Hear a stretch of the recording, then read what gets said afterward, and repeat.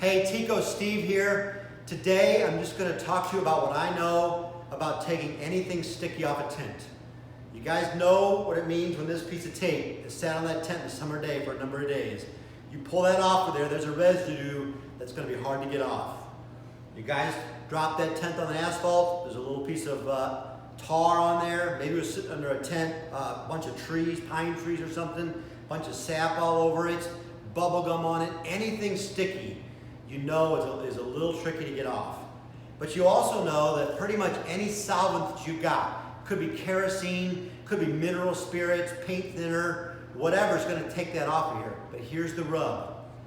The solvents, although they take those sticky things off really well, most solvents also have a negative effect on our vinyl, right? There's two aspects to the vinyl we want to take a look at when we're working with solvents to take those sticky things off. One is, maybe the solvent's so good it takes my sticky stuff off, but it also eats into my vinyl. What's a simple test that I can do to maybe find out if my solvent that I'm using eating into my vinyl? Real simple. I've already coated this piece of vinyl with a solvent that I know is bad. It does a really good job of taking the sticky stuff off. But here's what I can do. We take a dark cloth, maybe a t-shirt or something, and then we start wiping on this solvent that's been on this vinyl for a little bit, maybe 5-10 minutes. And what we're looking for, we want to rub that on there, maybe rub a little bit harder, but what we're looking for, we want to look at that real close.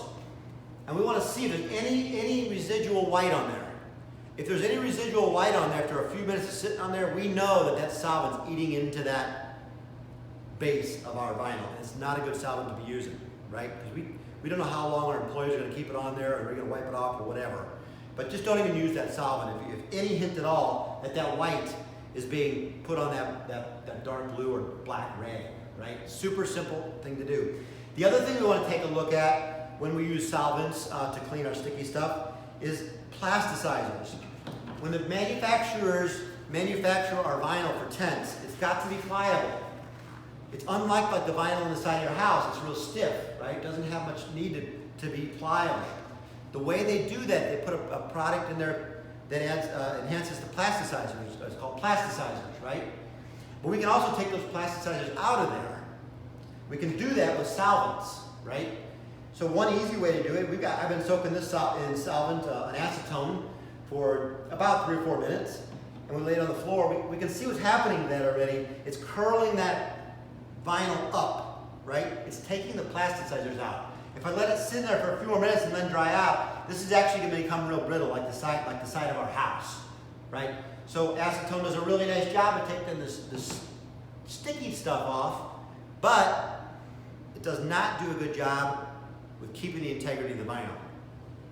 But there are solvents out there that will do a really nice job of taking the sticky stuff off and pass both of these basic tests to keep your vinyl in good working order for years to come. Hope this helps. Tico Steve here. Call me with any questions.